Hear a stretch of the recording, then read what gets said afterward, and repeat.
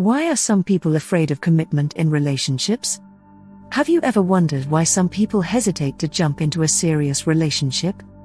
Imagine being at the edge of a pool, wanting to jump in but feeling an invisible barrier holding you back. That's what the fear of commitment can feel like for many. The fear of commitment is more common than you might think, affecting people of all ages and backgrounds. Understanding this fear can help us navigate our relationships more effectively and with greater empathy. This hesitation isn't always about not loving the other person or not wanting a relationship. Often, it's about deeper, underlying fears and concerns that aren't immediately visible. Let's take a closer look at the various reasons why some people are afraid to commit. 1. The fear of losing independence. One major reason people fear commitment is the worry about losing their independence. Imagine you're used to making decisions based solely on what you want or need. Suddenly, being in a committed relationship means considering someone else's preferences too. This can feel like giving up a part of your freedom. For some, the idea of having to check in with someone else before making plans or big decisions can be daunting. They cherish their ability to be spontaneous and fear that a relationship might take that away. This fear of losing independence can be particularly strong in people who have built their lives around personal freedom. They might enjoy traveling, exploring new hobbies, or making last-minute plans without needing to consult anyone.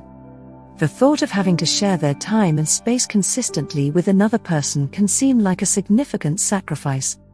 This doesn't mean they don't value relationships, rather, they fear the potential loss of their individual identity within a partnership.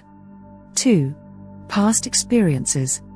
Our past experiences significantly shape how we view relationships. If someone has been hurt before, they might be scared to open up again. Imagine going through a bad breakup or being betrayed by someone you trusted deeply. These painful experiences can leave scars and make the idea of committing to someone new seem risky. Even if the new person is wonderful, the fear of experiencing the same hurt again can hold someone back. People who have faced difficult relationships in the past may develop a protective barrier to avoid future pain. This is a natural defense mechanism.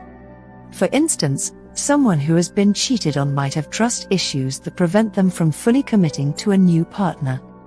They might constantly worry about being hurt again, which can create a barrier to deepening their relationship. This fear of repeating past mistakes can be a powerful deterrent to commitment. 3. Fear of failure. The fear of failure is another common reason people avoid commitment. Relationships require effort, and the thought of them not working out can be intimidating. Some people worry they might not be good enough for their partner or fear that they won't be able to make the relationship last. This fear of not meeting expectations, both their own and their partner's, can be paralyzing. It's easier to stay on the safe side rather than risk potential failure.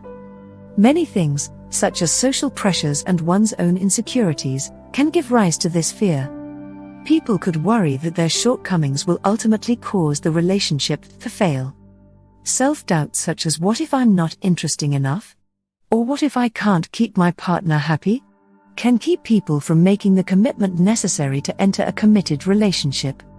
The pressure to be in a successful relationship can also be increased by societal expectations. The anxiety of falling short of these expectations can be overwhelming. 4. Attachment styles. Psychologists often talk about attachment styles, which are patterns of behavior we develop in early childhood based on our relationships with our caregivers.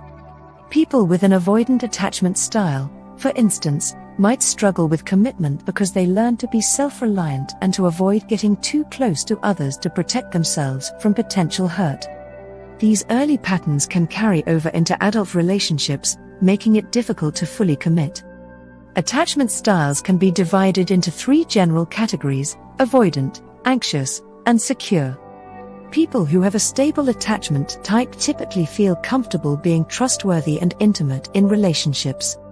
However, an avoidant attachment style person may find it challenging to put their faith and confidence in other people.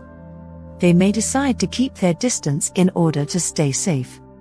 People may fear that their flaws or imperfections will eventually lead to the relationship's downfall.